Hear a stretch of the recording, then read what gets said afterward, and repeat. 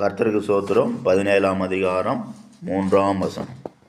ஒன்றான மெய் தேவனாகிய உம்மையும் நீர் அனுப்பினவராகிய இயேசு கிறிஸ்துவையும் அறிவதே நித்திய ஜீவன். கர்த்தருடைய பரிசுத்த நாமம் துதிக்கப்படுவதாக. கர்த்தர் நல்லவர், அவர் கிருபை என்றும் உள்ளது. இந்த நாள் தியானத்துக்கு ஆண்டவர் தந்த இந்த யோவான் 17ஆம் அதிகாரம் 3ஆம் வசனத்துக்காக ஆண்டவரை துதிக்கிறேன், சோதரிக்கிறேன். இதிலே இந்த நிருபத்தை எழுதிய இந்த யோவான் இப்படியாக சொல்லுகிறார்: ஒன்றான மெய் தேவனாகிய உம்மையும் நீர் அனுப்பினவராகிய இயேசு கிறிஸ்துவையும் அறிவதே நித்திய ஜீவன் என்று சொல்லி. அப்போ இந்த வசனத்தில் நித்திய ஜீவனுக்கு முக்கியத்துவம் கொடுக்கப்பட்டிருக்கிறது. அப்போ நித்திய ஜீவன் தான் நாம் என்றென்றும் வாழ உதவி செய்யக்கூடியதாக இருக்குது. அப்போ இந்த நித்திய ஜீவனை நாம் எப்படி பெற்றுக்கொண்டோம்? இயேசு கிறிஸ்துவனுடைய பெரிதான கல்வாரி சிலுவையில் சிந்தப்பட்ட இரத்தத்தின் மூலம் இந்த முழு உலகத்தில் உள்ள எல்லா மக்களுக்காகவும் இந்த நித்திய ஜீவன் கொடுக்கப்பட்டிருக்கிறது. அப்போ இயேசு கிறிஸ்து வந்து இந்த பூமியில் கல்வாரி சிலுவையில் மறிக்கவில்லை என்றால் இந்த உலகத்தில் வாழ்கிற யாருமே அந்த நித்திய ஜீவனை பெற்றுக்கொள்ள முடியாது. ஏனென்றால் இந்த முழு உலகமும் பாவத்தின் என்ன பண்ணுறது, அடிமைப்பட்டு கிடந்தது. அப்போ பாவத்தில் அடிமைப்பட்டு கிடந்த இந்த முழு உலகத்தில் உள்ள ஜனங்களை எல்லாம் விடுவிக்கும்படியாக அவர் என்ன பண்ணார்? தன்னுடைய ஜீவனை அந்த மரணத்தில் ஊற்றினார். அவர் சிந்தின ரத்தத்தின் மூலம் நம்மை மீட்டுக்கொள்ள விரும்பினார். அப்போ இந்த நாட்கள் கூட அப்படியாக அந்த நித்திய ஜீவனை பெற்றுக்கொள்ள வேண்டுமானால் நம்ம என்ன பண்ண வேண்டும்? அவர் அறிகிற அறிவிலே வளர வேண்டும். இயேசு கிறிஸ்து வந்து கல்வாரி சிலுவை ரத்தம் செய்தார், மரித்தார், அந்த நித்திய ஜீவனை தந்திருக்கிறார். அப்போ நான் அந்த நித்திய ஜீவனை நாம் பெற்றுக்கொள்ள ஒவ்வொரு நாளும் என்ன பண்ண வேண்டும்? மெய் தேவனை அறிகிற அறிவில், இயேசு கிறிஸ்துவை அறிகிற அறிவில் நாம் வளர வேண்டும். ஆண்டவருக்குள்ளே என்ன பண்ணுவோம்? ஒருத்தர் ரட்சிப்பை முதலாவது படி ரட்சிப்பு. இதை பெற்றுக்கொண்டு அந்த ரட்சிப்பில் உள்ள அனுபவங்களை நாம் என்ன பண்ண வேண்டும்? ஒவ்வொரு நாளும் நாம் புதுப்பித்து கொண்டு பலனடைந்து அந்த நித்திய ஜீவனை பெற்றுக்கொள்ள, அந்த நித்தியத்தில் பிரவேசிக்க தகுதிப்படுத்தப்பட நம்ம ஒவ்வொரு நாள் இந்த உலக வாழ்விலே நம்மை ஆயத்தப்படுத்தி கொண்டே இருக்க வேண்டும். ஒவ்வொரு நாள் நம்மை தகுதிப்படுத்தி கொண்டே இருக்க வேண்டும். இப்படியெல்லாம் காணப்படும் போது ஆண்டவர் என்ன பண்ணுவார்? நம்மை அந்த நித்திய ஜீவனை பெற்றுக்கொள்ள இந்த உலகிலே நமக்கு உதவி செய்வார். அப்போ ஆண்டவரை அறிகிற அறிவில் ஒவ்வொரு நாளும் வளர வேண்டும்.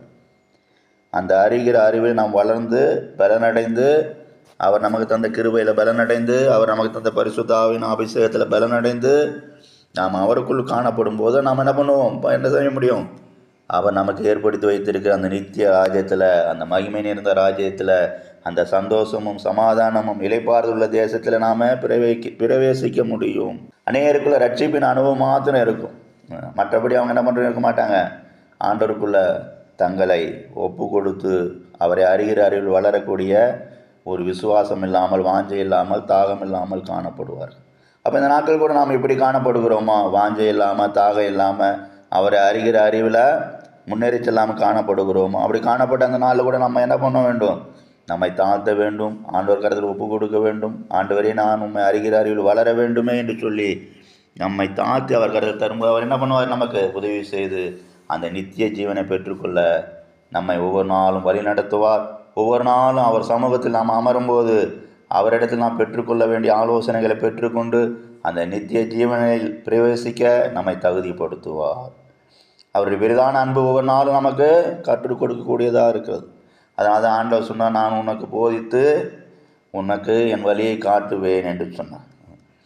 அப்போ இந்த நாட்கள் கூட நம்முடைய ஆண்டவர் நமக்கு போதிக்கிற ஆண்டவராக இருக்கிறார்.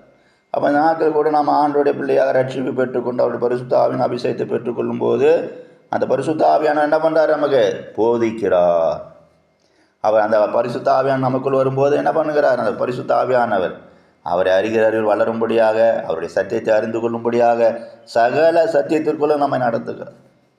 அதனால தான் வேதத்தில் சொல்லப்பட்டிருக்கிறது, சத்தியத்தை அறிவீர்கள், சத்தியம் உங்களை விடுதலையாக்கும். அப்போ சத்தியம் என்று சொல்லும் வேத வசனங்கள் எல்லாம் சத்தியமாக இருக்கிறது. உங்களுடைய வேதமே சத்தியம், உங்களுடைய நீதி நித்திய நீதி என்று சொல்லி நாம் வாசிக்கிறோம்.